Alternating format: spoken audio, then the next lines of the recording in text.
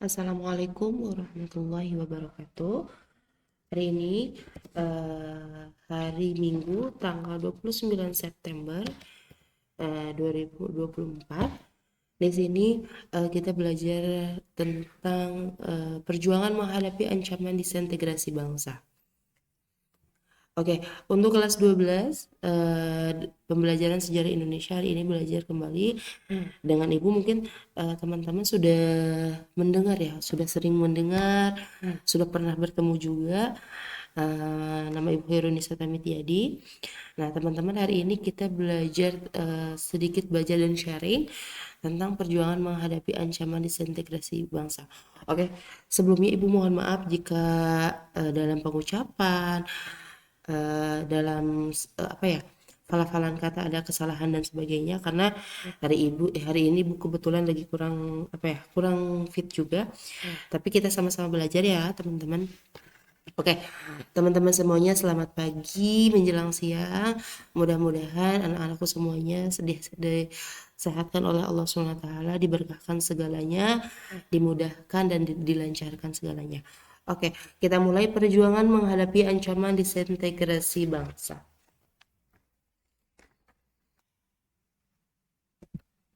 Oke, teman-teman, apa sih yang kalian ketahui tentang perjuangan tersebut? Ada yang tahu? Perjuangan menghadapi disintegrasi bangsa. Nah, teman-teman, dalam sejarah Republik ini konflik dan pergolakan dalam skala yang lebih besar bahkan pernah terjadi. Bila sudah begitu, lantas siapa ya pihak yang paling dirugikan? Jadi dalam hal bab ini kita membahas tentang perjuangan menghadapi ancaman disintegrasi bangsa. Jadi teman-teman, tahun 1948 ditandai dengan pecahnya pemberontakan besar pertama setelah Indonesia merdeka, yaitu pemberontakan PKI di Madiun, sedangkan tahun 1965 merupakan tahun di mana berlangsungnya peristiwa G30 SPKI yang berusaha merebut kekuasaan dan mengganti ideologi Pancasila. Nah, mengapa sih hal penting ini harus kita sharing, harus kita diskusikan? Karena supaya hal ini agar kita tidak dapat mengulang kembali pada masa yang dahulu kala ya. Disinilah kita pentingnya mempelajari sejarah. Disinilah kita harus tahu bagaimana perjuangan para pahlawan ya. Teman-teman, perjuangan menghadapi ancaman disintegrasi bangsa di sini membahas tentang berbagai pergolakan di dalam negeri. Yang pertama ada konflik dan pergolakan yang berkaitan dengan ideologi, konflik dan pergolakan yang berkaitan dengan kepentingan, konflik dan pergolakan yang berkaitan dengan sistem pemerintah. Nah, selanjutnya dari konflik menuju konsensus suatu pembelajaran, membahas tentang kesadaran terhadap pentingnya integritas bangsa, teladan para tokoh persatuan, mewujudkan integritas melalui seni dan sastra, dan perempuan pejuang. Nah, teman-teman, hari ini kita diskusi tentang perjuangan menghadapi ancaman disintegrasi bangsa. Semoga ketika kita sharing, kita diskusi, semakin bertambahnya rasa kagum, rasa rasa cinta kita terhadap perjuangan para pahlawan ya untuk membela negara Indonesia. Oke. Peristiwa konflik dan pergolakan yang berkaitan dengan ideologi. Yang pertama ada pemberontakan PKI. Jadi teman-teman, peristiwa konflik dan pergolakan yang berkaitan dengan ideologi, di sini yang pertama ada pemberontakan PKI. Nah, teman-teman semuanya, pemberontakan PKI. PKI Partai Komunis Indonesia. Ya, dimana selain Partai Nasional PKI merupakan selain Partai Nasional Indonesia atau PNI, PKI juga merupakan partai politik pertama yang didirikan sesudah proklamasi. Nah, meski demikian, PKI bukanlah partai baru karena telah ada sejak zaman pergerakan nasional sebelum dibukukan oleh pemerintah Hindia Belanda. akibat pemberontak pada tahun 1926. Nah, teman-teman semuanya, sejak merdeka sampai awal 1948, PKI masih bersikap mendukung pemerintah. Nah, yang kebetulan teman-teman memang dikuasai oleh golongan kiri ya. Nah, terkait dengan doktrin Dimitrov yang menyatakan bahwa gerakan komunis harus bekerja sama dengan kapitalis dalam rangka menghadapi kekuatan fasis, maka ketika golongan kiri terlempar nih dari pemerintah, PKI menjadi partai oposisi dan bergabung dengan partai serta organisasi kiri lainnya dalam Front Demokrasi Rakyat atau VDR, teman-teman, yang didirikan oleh siapa? Oleh Amir Syarifuddin pada bulan Februari tahun 1948. Ya. Jadi teman-teman semuanya pada awal September tahun 1948 pimpinan PKI dipegang oleh Musso. Ya.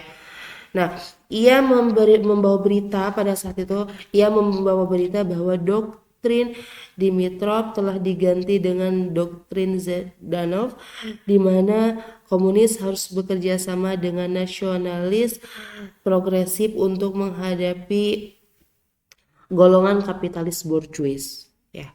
Terus teman-teman semuanya, Musso lalu membawa PKI ke dalam pemberontakan bersenjata ya yang dicetuskan di Madiun pada tanggal 18 September 1948. Nah, teman-teman semuanya, mengapa PKI memberontak? Nah, jadi teman-teman, alasan utamanya tentu bersifat ideologis, di mana mereka ini memiliki cita-cita, di mana mereka ingin menjadikan Indonesia sebagai negara komunis, ya. Berbagai upaya nih teman-teman, berbagai upaya dilakukan oleh PKI untuk meraih kekuasaan di bawah pimpinan Musso ini, teman-teman. PKI juga berhasil menarik partai dan organisasi kiri dalam PDR dan bergabung ke dalam PKI. Ya, PKI ini berhasil menarik partai dan organisasi kiri dalam PDR bergabung ke dalam PKI.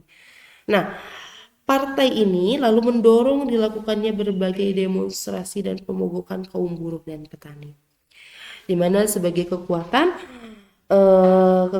bersenjata juga mereka berhasil masuk dalam pengaruh mereka ya, orang-orang itu pada berhasil masuk ke dalam pengaruh mereka.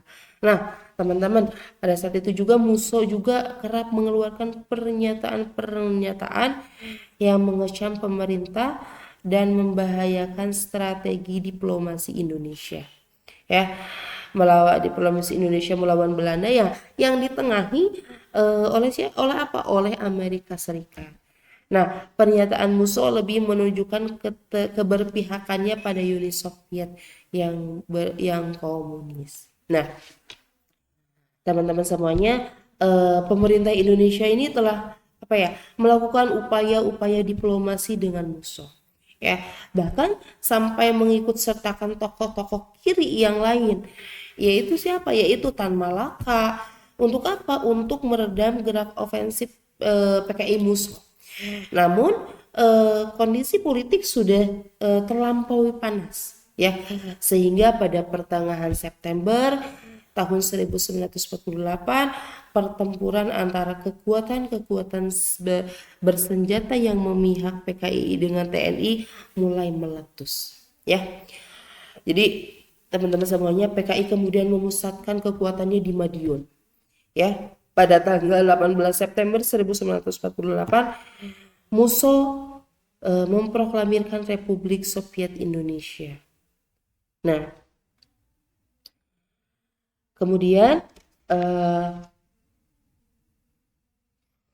di awal pemberontakannya, pembunuhan terhadap pejabat pemerintah dan para pemimpin partai yang anti komunis terjadi. Kaum santri juga menjadi korban, teman-teman. Tetapi teman-teman semuanya, pasukan pemerintah yang dipelopori Divisa Siliwangi kemudian berhasil mendesak mundur pemberontak. Puncaknya adalah ketika Musso tewas tertembak. Nah, Amir Syarifuddin juga pada saat itu tertangkap, mohon maaf. Puncaknya ketika musuh pada saat itu tertembak, kemudian Amir Syarifuddin juga tertangkap. Ya, Musso pada saat itu tertembak dan Amir Syarifuddin juga tertangkap. Ia akhirnya dijatuhi hukuman mati. Ya, teman-teman. Nah, tokoh-tokoh muda PKI seperti Aidit dan Lukman pada saat itu berhasil melarikan diri. Berhasil melarikan diri dan merekalah yang kelak di tahun 1965 berhasil menjadikan PKI kembali menjadi partai besar. Ya, mereka pula menjadikan partai besar PKI ini menjadikan partai besar di Indonesia sebelum terjadinya peristiwa G30 SPKI ya. Nah, teman-teman, pada saat itu ribuan orang tewas dan ditangkap pemerintah akibat apa? Pemberontakan Madiun dan PKI gagal mengambil alih kekuasaan. Nah, teman-teman, apa sih hal terpenting dari peristiwa pemberontakan PKI di Madiun ini? Nah, upaya membentuk tentara Indonesia yang lebih profesional menguat sejak pemberontakan tersebut. Ya, berbagai laskar dan kekuatan bersenjata dalam kurung liar ya berhasil didemobilisasi atau dibubarkan. Nah, teman-teman, dari sisi perjuangan diplomasi, simpati AS sebagai penengah dalam konflik dan perundingan antara Indonesia dengan Belanda perlahan berubah menjadi dukungan terhadap Indonesia. Ya, meskipun hal ini tidak juga bisa dilepaskan dari strategi global AS dalam menghadapi ancaman komunisme. Ya, teman-teman. Nah, teman-teman semuanya, hal terpenting juga perlu kita catat bahwa konflik yang terjadi berdampak pula banyaknya korban yang timbul.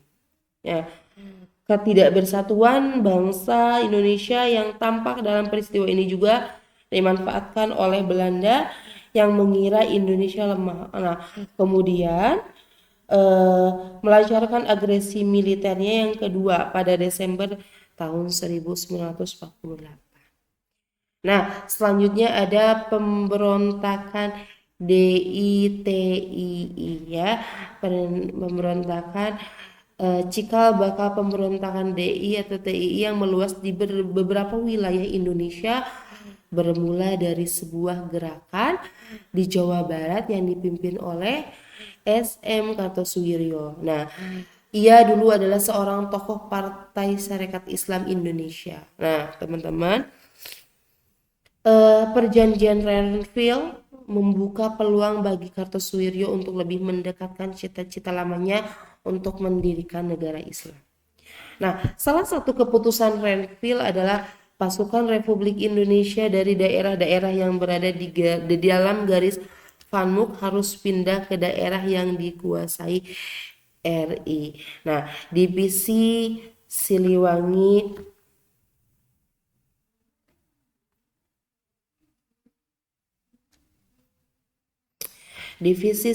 Siliwangi dipindahkan ke Jawa Tengah karena Jawa Barat dijadikan negara bagian Pasundan oleh Belanda. Nah, akan tetapi laskar bersenjata Hizbullah dan Sabilillah yang telah berada di bawah pengaruh Kartosuwiryo tidak bersedia pindah dan malah membentuk Tentara Islam Indonesia atau TII.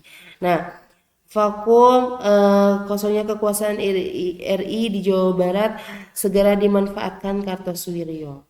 Nah, meski teman-teman awalnya ia memimpin perjuangan melawan Belanda dalam rangka menunda perjuangan Republik Indonesia, namun akhirnya perjuangan tersebut beralih menjadi perjuangan untuk merealisasikan cita-citanya. Nah, ia lalu teman-teman menyatakan membentuk Darul Islam atau Negara Islam atau DI dengan dukungan TII di Jawa Barat pada Agustus 1948.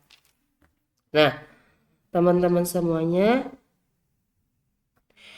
persoalan timbul ketika pasukan Siliwangi kembali balik ke Jawa Barat. Nah, Kartosuwiryo teman-teman tidak mau mengakui tentara Republik Indonesia tersebut, kecuali mereka mau bergabung dengan Darul Islam atau TII ya. Ini sama saja Kartosuwiryo dengan DITII-nya tidak mau mengakui pemerintah Republik Indonesia di Jawa Barat. Nah, maka pemerintah pun bersikap tegas ya. Upaya menanggulangi DITI di Jawa Barat pada awalnya terlihat belum dilaksanakan secara terarah. Namun sejak tahun 1959, teman-teman, pemerintah mulai melakukan operasi militer ya.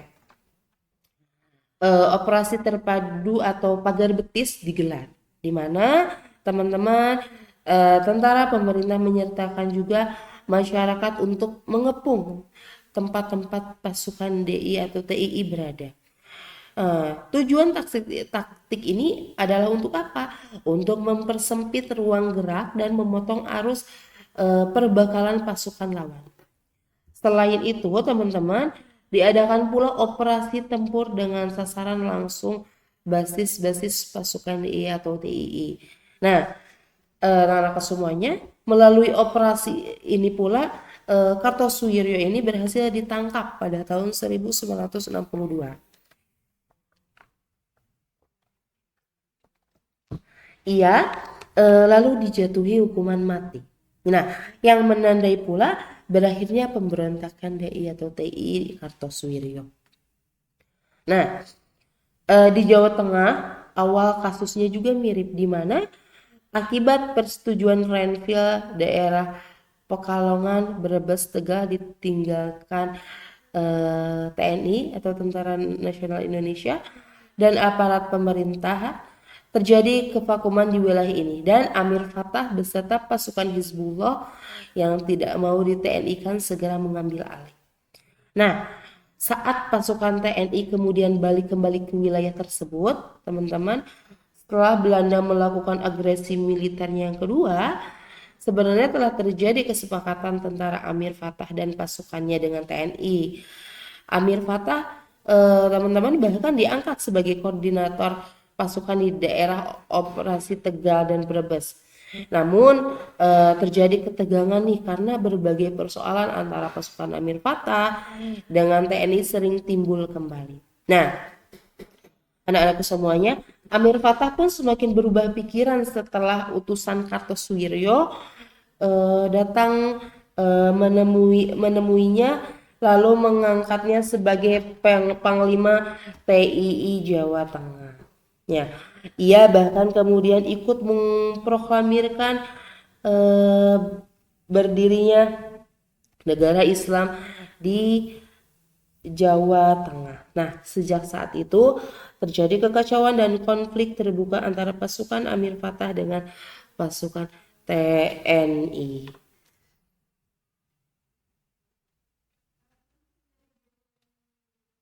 Nah, tetapi teman-teman, berbeda dengan DI atau TII di Jawa Barat, perlawanan Amir Fattah tidak terlalu lama. Ya, kurangnya dukungan dari penduduk membuat perlawanannya cepat berakhir. Nah, Desember tahun 1951 ia menyerah. Ya. Selain Amir Fattah, di Jawa Tengah juga timbul pemberontakan lain. Nah, yang dipimpin oleh siapa? Oleh Kiai Haji Mahfuz atau yang dikenal sebagai Kiai Sumolangu. Ya, ia didukung oleh Laskar Bersenjata Angkatan Umat Islam atau AUI yang sejak didirikannya memang berkeinginan untuk apa? Untuk menciptakan suatu negara Indonesia yang berdasarkan prinsip-prinsip Islam. Ya. Meski demikian, teman-teman, dalam perjuangan untuk mempertahankan kemerdekaannya, awalnya AUI bahu-membahu dengan tentara Republik dalam menghadapi Belanda. Wilayah operasional AUI ini berada di daerah Kebumen dan sekitarnya, di sekitar pantai selatan Jawa Tengah. Ya. Namun teman-teman semuanya, kerjasama antara AUI dengan tentara Republik Indonesia mulai pecah ketika pemerintah hendak melakukan demobilisasi AUI.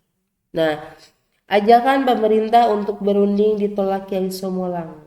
Pada akhir Juli tahun 1950, Kiai Sumolangu melakukan pemberontakan.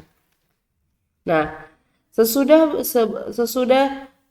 sebulan bertempur, tentara Republik Indonesia berhasil menumpas pemberontakan ini. Ya, ratusan pemberontak teman-teman dinyatakan tewas dan sebagian besar berhasil ditawan. Ya, sebagian lainnya teman-teman melarikan diri dan bergabung dengan pasukan TII di Brebes dan Tegal. Nah, akibat pemberontakan ini, kehancuran yang diderita di Kebumen besar sekali, ribuan rakyat mengungsi dan ratusan orang ikut terbunuh. Terus selain itu juga teman-teman desa-desa juga mengalami kerusakan berat. Nah, pemberontakan Darul Islam di Jawa Tengah lainnya juga dilakukan oleh Batalion 426 dari Divisi di Penogoro, Jawa Tengah. Nah, ini ya teman-teman adalah tentara Indonesia yang anggota-anggotanya berasal dari Laskar Hizbullah. Simpati dan kerjasama mereka dengan Darul Islam pun jadinya tampak karena DI atau TI juga berbasis pasukan Laskar Hizbullah. Nah, cakupan wilayah gerakan Batalion 426 dalam pertempuran dengan pasukan Republik Indonesia adalah Kudus, Klaten, hingga Surakarta. Nah,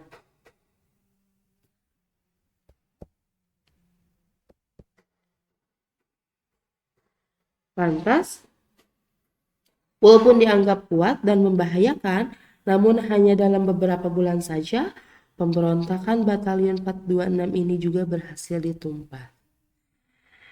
Nah, selain di Jawa Barat, tokoh Kahar Muzakir sendiri pada masa Perang Kemerdekaan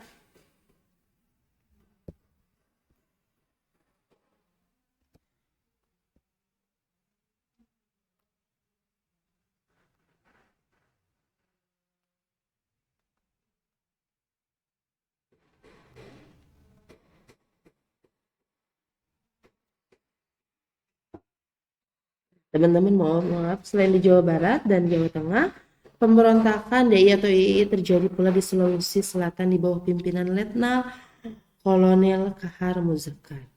Pada tahap awal, pemberontakan ini lebih disebabkan akibat ketidakpuasan para bekas pejuang gerilya kemerdekaan terhadap kebijakan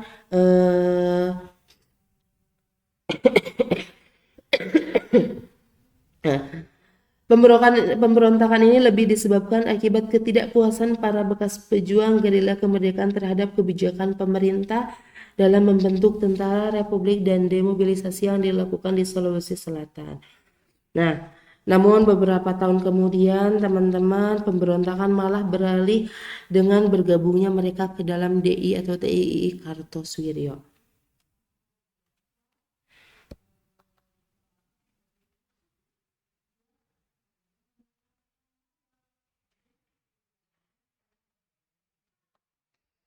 Nah, tokoh Kahar Muzakir teman-teman pada masa Perang Kemerdekaan pernah berjuang di Jawa.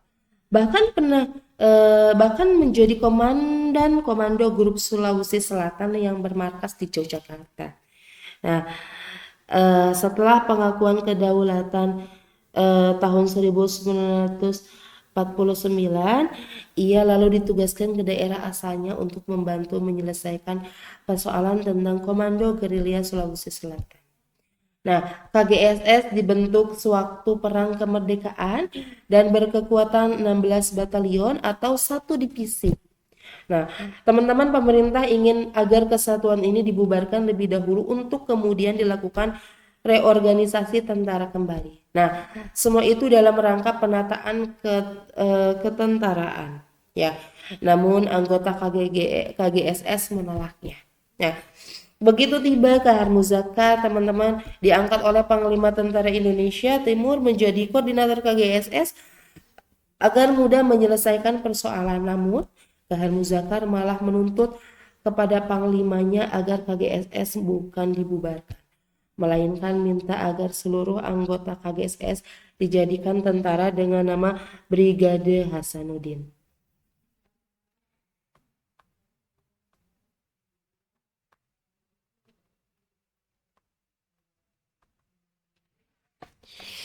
Nah, Tuntutan ini teman-teman langsung ditolak karena pemerintah berkebijakan hanya akan menerima anggota KGSS yang memenuhi syarat sebagai tentara dan lulus seleksi.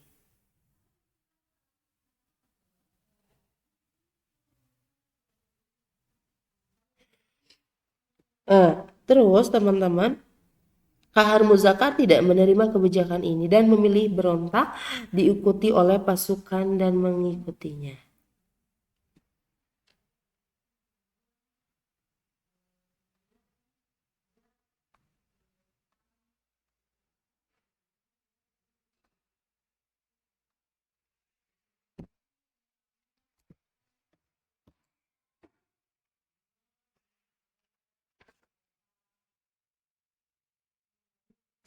Nah, selanjutnya teman-teman, selama masa pemberontakan ini Kahar Muzakar pada tanggal 7 Agustus 1953 menyatakan diri sebagai bagian dari negara Islam Indonesia Kartosuwiryo. Nah, pemberontakan yang dilakukan Kahar memang memerlukan waktu lama untuk menumpasnya. Pemberontakan baru berakhir pada tahun 1965. Di tahun ini pula teman-teman, Kahar Muzakar tewas tertembak dalam suatu penyergapan. Ya, pemberontakan yang berkait dengan DI atau TII juga terjadi di Kalimantan Selatan. Ya, namun dibandingkan dengan gerakan DI atau TII yang lain, ia adalah pemberontakan yang relatif kecil, di mana pemberontak tidak menguasai daerah yang luas dan pergerakan pasukan yang besar. Meski begitu, teman-teman, pemberontakan berlangsung lama dan berlarut-larut hingga tahun 1963 saat Ibnu Hajar atau pemimpinnya tertangkap. Nah, timbulnya pemberontakan DI atau TII Kalimantan Selatan ini sesungguhnya bisa ditelusuri hingga tahun 1948 saat Angkatan Laut Republik Indonesia atau ALRI Divisi 4 sebagai pasukan utama Indonesia dalam menghadapi ancaman Belanda di Kalimantan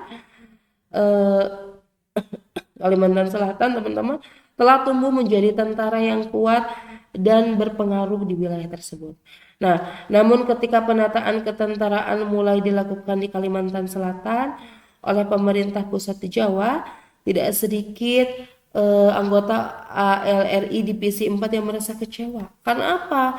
Karena di antara mereka ada yang harus didemobilisasi atau mendapatkan posisi yang tidak sesuai ya dengan keinginan mereka. Nah, teman-teman, suasana mulai resah dan keamanan di Kalimantan Selatan mulai terganggu. Nah, penangkapan terhadap mantan anggota ALRI Divisi 4 terjadi. Nah, salah satu alasan adalah karena di antara mereka ada yang mencoba menghasut mantan anggota ALRI yang lain untuk memberontak. Nah, di antara para pembelot mantan anggota ALRI Divisi 4 adalah Letnan 2 Ibnu Hajar, dikenal sebagai figur berwatak keras. Nah, dengan cepat ia berhasil mengumpulkan pengikut terutama di kalangan anggota ALRI. Nah, Divisi 4 yang kecewa terhadap pemerintah. Nah, teman-teman, Ibnu Hajar bahkan menamai pasukan barunya sebagai Persatuan Rakyat Indonesia yang tertindas. Ya, kerusuhan segera saja terjadi. Nah, berbagai penyelesaian damai coba dilakukan pemerintah. Namun, teman-teman, upaya ini juga terus mengalami kegagalan. Pemberontakan pun pecah. Ya. Akhir tahun 1954, Ibnu Hajar memilih untuk bergabung dengan pemerintah DI atau TI Kartosuwiryo. Nah, yang menawarkan kepadanya jabatan dalam pemerintahan DI atau TI sekaligus Panglima TI Kalimantan. Konflik dengan tentara Republik pun tetap terus berlangsung bertahun-tahun. Ya. Baru pada tahun 1963 Ibnu Hajar menyerah. Ya, ia berharap mendapat pengampunan, namun pengadilan militer menjatuhinya hukuman mati. Ya, teman-teman, dalam daerah pemberontakan DI atau TI berikutnya adalah apa? Aceh. Ya, Ada sebab dan akhir yang berbeda antara pemberontakan di daerah ini dengan daerah-daerah DI atau TI lainnya. Nah, di Aceh teman-teman, pemicu langsung pecahnya pemberontakan adalah ketika pada tahun 1950 pemerintah menetapkan wilayah Aceh sebagai bagian dari Provinsi Sumatera Utara. Para ulama Aceh tergabung dalam Persatuan Ulama Seluruh Aceh atau PUSA menolak hal ini. Nah, teman-teman, bagi mereka pemerintah terlihat tidak menghargai masyarakat Aceh yang telah berjuang membela republik. Mereka juga menuntut agar Aceh memiliki otonomi sendiri dan mengancam akan bertindak bila tuntutan mereka tak dipenuhi. Ya, tokoh terdepan pusat dalam hal ini adalah Daud Bereh. Ya, pemerintah pusat kemudian berupaya menempuh jalan pertemuan. Ya, Wakil Presiden Muhammad Hatta tahun 1950, Perdana Menteri Muhammad Nasir 1951, bahkan Soekarno 1953 menyempatkan diri ke Aceh. Untuk apa? Untuk menyelesaikan persoalan ini. Namun mengalami kegagalan. Akhirnya pada tahun 1953, setelah Daud Bereh melakukan kontak dengan Kartosuwiryo, ia menyatakan Aceh sebagai bagian dari negara Islam Indonesia yang dipimpin Kartosuwiryo. Nah, teman-teman, konflik antara pengikut Daud Bereh dengan tentara Republik Indonesia pun berkecamuk dan tak menentu selama beberapa tahun. Nah, sebelum akhirnya pemerintah mengakomodasi dan menjadikan Aceh sebagai daerah istimewa pada tahun 1959. Ya. 3 tahun setelah itu Daud Bereh kembali dari pertemuan yang telah selesai dan ia mendapat pengampunan. Nah, teman-teman, 30 SPKI. Kemudian konflik yang berkaitan dengan kepentingan ada pemberontakan APRA. Ya, Angkatan Perang Ratu Adil atau AFRA dibentuk oleh Kapten Raymond Westerling pada tahun 1949. Ya, ini adalah milisi bersenjata yang anggotanya terutama berasal dari tentara Belanda. KNIL yang tidak setuju dengan pembentukan Angkatan Perang Republik Indonesia Serikat atau APRIS di Jawa Barat yang saat itu masih berbentuk negara bagian Pasundan. Basis pasukan APRIS di Jawa Barat adalah Divisi Siliwangi. AFRA ingin agar keberadaan negara Pasundan dipertahankan sekaligus menjadikan mereka sebagai tentara negara federal di Jawa Barat. Nah, teman-teman, karena itu pada Januari 1950 Westerling mengultimatum pemerintah RIS. Ultimatum ini segera dijawab Perdana Menteri Hatta dengan memerintahkan penangkapan terhadap Westerling. APRA malah bergerak menyerbu kota Bandung secara mendadak dan melakukan tindakan teror. Puluhan anggota APRIS gugur. Diketahui teman-teman, kemudian APRA bermaksud menyerang Jakarta dan ingin membunuh antara lain Menteri Pertahanan Sultan Hamengkubuwono dan Kepala APRIS kolonel yaitu TB Simatupang. Namun semua itu akhirnya dapat digagalkan oleh pemerintah. Westerling kemudian melarikan diri ke Belanda.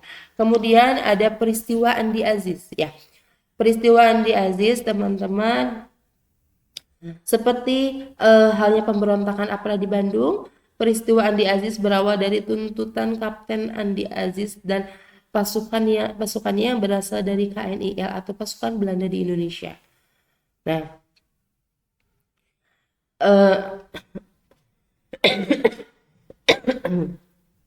terhadap pemerintah Indonesia agar mereka yang dijadikan pasukan APRIS di negara Indonesia Timur atau NIT.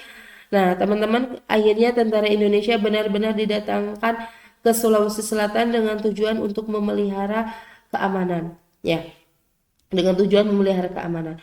Nah, hal ini menyulut ketidakpuasan di kalangan pasukan Andi Aziz. Ada kekhawatiran dari kalangan tentara KNIL bahwa mereka akan diperlakukan secara diskriminatif oleh pimpinan APRIS. Nah, pasukan KNIL di bawah pimpinan Andi Aziz ini kemudian bereaksi dengan menduduki beberapa tempat penting. Bahkan menawan Panglima Teritorium atau wilayah Indonesia Timur. Nah, pemerintah pun bertindak tegas dengan ini dengan mengirimkan pasukan ekspedisi di bawah pimpinan Kolonel Alex Kawilara. Nah, pada April 1950 teman-teman, pemerintah memerintahkan Andi Aziz agar melapor ke Jakarta. Nah, akibat peristiwa tersebut teman-teman, dan menarik pasukannya dari tempat-tempat yang telah didudukinya, menyerahkan senjata serta membebaskan tawanan yang telah ditangkap. Nah, teman-teman, tenggat waktu melapor 4 kali 24 jam, namun Andi Aziz ternyata terlambat melapor. Sementara pasukannya telah berontak, Andi Aziz pun teman-teman segera ditangkap di Jakarta. Setibanya ia ke sana dari Makassar, ia juga kemudian mengakui bahwa aksi yang dilakukannya berawal dari rasa tidak puas terhadap APRIS. Pasukan yang memberontak akhirnya berhasil ditumpas oleh tentara Indonesia di bawah pimpinan Kolonel Kawilara. Nah, selanjutnya ada pemberontakan Republik Maluku Selatan. Ya, atau RMS. Sesuai dengan namanya, pemberontakan RMS dilakukan dengan tujuan untuk memisahkan diri dari Republik Indonesia Serikat dengan menggantinya dengan negara sendiri. Nah, diproklamasikan teman-teman oleh mantan Jaksa Agung Negara Indonesia Timur Dr. CHRS Somokil pada April tahun 1950. RMS didukung oleh mantan pasukan KNIR. Nah, upaya penyelesaian secara damai awalnya dilakukan oleh pemerintah Indonesia yang mengutus Dr. Leimena untuk berunding. Namun upaya ini teman-teman mengalami kegagalan. Pemerintah pun langsung mengambil tindakan tegas dengan melakukan operasi militer di bawah pimpinan Kolonel Kawilara. Nah, teman-teman, kelebihan pasukan KNI RMS adalah mereka memiliki kualifikasi sebagai pasukan komando. Konsentrasi kekuatan mereka berada di Pulau Ambon dengan medan perbentengan alam yang kokoh. Bekas benteng pertahanan Jepang juga dimanfaatkan oleh pasukan RMS. Karena medan yang berat ini teman-teman, selama peristiwa perebutan Pulau Ambon oleh TNI terjadi pertempuran frontal dan dahsyat dengan saling bertahan dan menyerang. Meski kota Ambon sebagai ibu kota RMS berhasil direbut dan pemberontakan ini akhirnya ditumpas. Namun TNI kehilangan Komandan Letnan Kolonel Slamet Riyadi teman-teman dan Letnan Kolonel Sudiarto yang gugur tertembak. Nah, Somokil sendiri awalnya berhasil melarikan diri ke Pulau Seram, namun ia akhirnya tertangkap tahun 1963 dan dijatuhi hukuman mati. Nah, selanjutnya konflik yang berkaitan dengan sistem pemerintahan, yaitu ada yang namanya pemberontakan PRRI dan Semasta dan persoalan negara Befral dan BFO. Nah, teman-teman, yang pertama pemberontakan PRRI dan Semesta. Nah, munculnya pemberontakan PRRI dan Permesta, ya mohon maaf teman-teman salah pengetikan, dan Permesta bukan Semesta, mohon maaf. Permesta bermulai dari adanya persoalan di dalam tubuh Angkatan Darat. Nah, berupa kekecewaan atas minimnya kesejahteraan tentara di Sumatera dan Sulawesi. Hal ini mendorong beberapa tokoh militer untuk menantang Kepala Staf Angkatan Darat atau KSAD. Ya, persoalan kemudian ternyata malah meluas pada tuntutan otonomi daerah, dan ada ketidakadilan yang dirasakan beberapa tokoh militer dan sipil di daerah terhadap pemerintah pusat yang dianggap tidak adil dalam alokasi dana pembangunan. Nah, kekecewaan tersebut teman-teman diwujudkan dengan pembentukan dewan-dewan daerah sebagai alat perjuangan tuntutan pada Desember tahun 1956 dan Februari tahun 1957, seperti Dewan Banteng di Sumatera Barat yang dipimpin oleh Letkol Ahmad Hussein, Dewan Gajah di Sumatera Utara yang dipimpin oleh Kolonel Maludin Simbolon, Dewan Garuda di Sumatera Selatan yang dipimpin oleh Letkol Barlian, dan Dewan Manguni di Sulawesi Selatan yang dipimpin oleh Kolonel Venci Semua.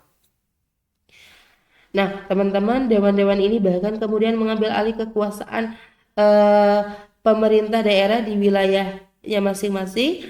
Nah, beberapa tokoh sipil dari pusat pun mendukung mereka, bahkan bergabung ke dalamnya seperti Syafruddin, Prawinegara, Burhanuddin Harahap, dan Muhammad Nasir. Nah, teman-teman, KSAD Abdul Haris Nasution dan PM Juanda sebenarnya berusaha mengatasi krisis ini dengan jalan musyawarah, namun gagal, teman-teman. Ahmad Hussein lalu mengultimatum pemerintah pusat menuntut agar kabinet Juanda mengundurkan diri dan menyerahkan mandatnya kepada presiden. Nah, tuntutan tersebut jelas ditolak pemerintah pusat. Krisis pun akhirnya memuncak ketika pada tanggal 15 Februari 1958 Ahmad Hussein memproklamasikan berdirinya Pemerintah Revolusioner Republik Indonesia atau PRRI di Padang, Sumatera Barat. Nah, seluruh Dewan Perjuangan di Sumatera dianggap mengikuti pemerintahan ini. Sebagai Perdana Menteri PRI ditunjuk Mr. Syafruddin Prawira Negara. Bagi Syafruddin, teman-teman, pembentukan PRRI hanyalah sebuah upaya untuk menyelamatkan negara Indonesia dan bukan memisahkan diri. Apalagi PKI saat itu mulai memiliki pengaruh besar di pusat. Nah, tokoh-tokoh sivil yang ikut dalam PRRI sebagian memang berasal dari Partai Masyumi yang dikenal anti PKI. Nah, berita proklamasi, teman-teman, berita proklamasi PRI ternyata disambut dengan antusias pula oleh para tokoh masyarakat Manado, ya, Sulawesi Utara.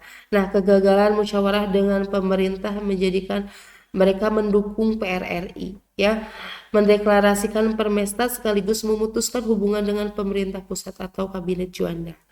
Nah, teman-teman, pemerintah pusat tanpa ragu-ragu pada saat itu langsung bertindak tegas, mohon maaf. Pemerintah pusat pada saat itu tanpa ragu-ragu lagi langsung bertindak tegas. Nah, operasi militer dilakukan untuk menindak pemberontak yang diam-diam ternyata didukung Amerika Serikat. AS berkepentingan dengan pemberontakan ini karena kekhawatiran mereka terhadap pemerintah pusat Indonesia bisa saja semakin dipengaruhi komunis. Pada tahun itu juga pemberontakan PRRI dan Permesta berhasil dipadamkan. Kemudian ada persoalan negara federal dan BFO. Ya,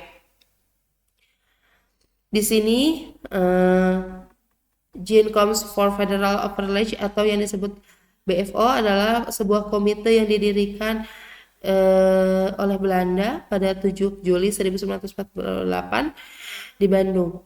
Komite ini dipimpin oleh 15 negara bagian dan daerah otonom dalam RIS yang masing-masing negaranya memiliki satu suara.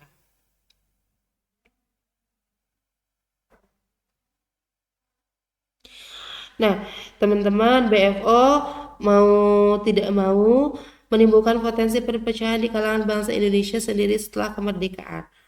Persaingan yang timbul terutama adalah antara golongan federalis yang ingin bentuk negara federal dipertahankan dengan golongan unitaris yang ingin Indonesia menjadi negara kesatuan. Nah, dalam konferensi Malino di Sulawesi Selatan pada tanggal 24 Juli 1946, misalnya pertemuan untuk membicarakan tatanan federal yang diikuti oleh wakil dari berbagai daerah non RI itu ternyata teman-teman mendapat reaksi keras dari para politisi pro RI yang ikut serta Mr. Tajudin Nur dari Makassar bahkan begitu kuatnya mengkritik hasil konferensi. Nah, perbedaan keinginan agar bendera merah putih dan lagu Indonesia Raya digunakan atau tidak oleh negara Indonesia Timur menjadi persoalan yang tidak bisa diputuskan dalam konferensi. Kabinet NIT juga secara tidak langsung ada yang jatuh karena persoalan negara federal ini tahun 1947. Teman-teman, dalam tubuh BFO juga bukan tidak terjadi pertentangan. Sejak pembentukannya di Bandung pada bulan Juli 1948, BFO telah terpecah ke dalam dua kubu, teman-teman. Kelompok pertama menolak kerjasama dengan Belanda dan lebih memilih RI untuk diajak bekerja sama dan membentuk negara Indonesia Serikat. Kubu ini dipelopori oleh ide anak Agung Gade Agung NIT serta RT Aidil Puradireja dan RT Jumhana. Negara atau negara Pasundan. Kubu kedua dipimpin oleh Sultan Hamid II Pontianak dan Dr. T. Mansur Sumatera Timur. Kelompok ini ingin agar garis kebijakan bekerja sama dengan Belanda tetap dipertahankan BFO. Nah, ketika Belanda melancarkan agresi militer duanya, pertentangan antara dua kubu ini kian sengit teman-teman. Dalam sidang-sidang BFO selanjutnya kerap terjadi konfrontasi antara anak agung dengan Sultan Hamid II. Di kemudian hari, nah Sultan Hamid II ternyata bekerja sama dengan Afra Westerling mempersiapkan pemberontakan terhadap pemerintahan RIS. Teman-teman, setelah konferensi meja bundar atau KMB tahun 1949, persaingan antara golongan federalis dan unitaris semakin lama makin mengarah pada konflik terbuka di bidang militer. Ya. Pembentukan Angkatan Perang Republik Indonesia Serikat atau APRI telah menimbulkan masalah psikologis. Salah satu ketetapan dalam KMB, teman-teman, menyebutkan bahwa inti anggota AFRIS diambil dari AFRIS diambil dari TNI. Sedangkan teman-teman yang lainnya diambil dari personel mantan anggota KNIA. Nah, TNI sebagai inti AFRIS berkeberatan bekerja sama dengan bekas musuhnya yaitu KNIA ya. Sebaliknya teman-teman anggota KNIL menuntut agar mereka ditetapkan sebagai aparat negara bagian dan mereka menentang masuknya anggota TNI ke negara bagian atau Taufik Abdullah dan Abel Lapian tahun 2012.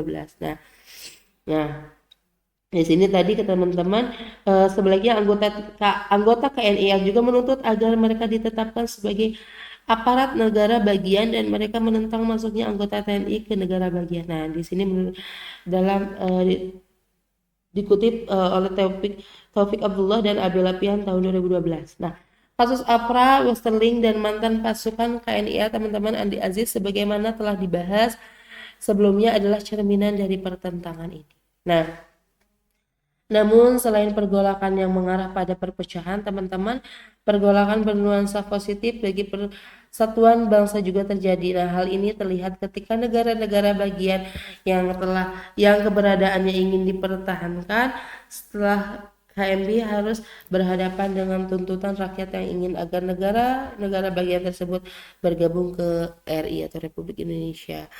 Nah, dari konflik menuju ke suatu pembelajaran. Nah, teman-teman, pentingnya kesadaran terhadap integrasi bangsa dapat dihubungkan dengan masih terdapatnya potensi konflik di beberapa wilayah Indonesia. Nah, teman-teman, konflik bukan hanya saja dapat mengancam persatuan bangsa.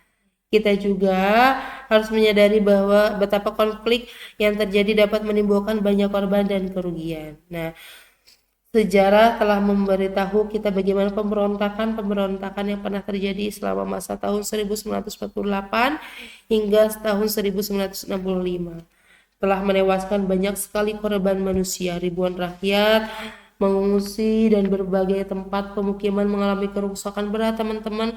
Belum lagi kerugian-kerugian yang bersifat materi dan psikis masyarakat. Nah, semua itu hanyalah akan melahirkan penderitaan bagi masyarakat kita sendiri. Nah, teman-teman, selanjutnya teladan para tokoh nasional di sini. Teman-teman, di sini ada Franz Kaisiepo, Silas Papare, dan Martin Inde. Mohon maaf ada salah penulisan untuk Martin Inde. Nah, teman-teman, pahlawan nasional dari Papua ada Franz Kaisiepo, Silas Papare, dan Martin Inde. Boleh nanti kalian cari biografi masing-masing dari tokoh para pahlawan nasional dari Papua ini. Selanjutnya, para raja juga yang berkorban untuk bangsa ada Sultan Hamengkubuwono dan Sultan Syarif Kasim. Ya, dan macam-macam di sini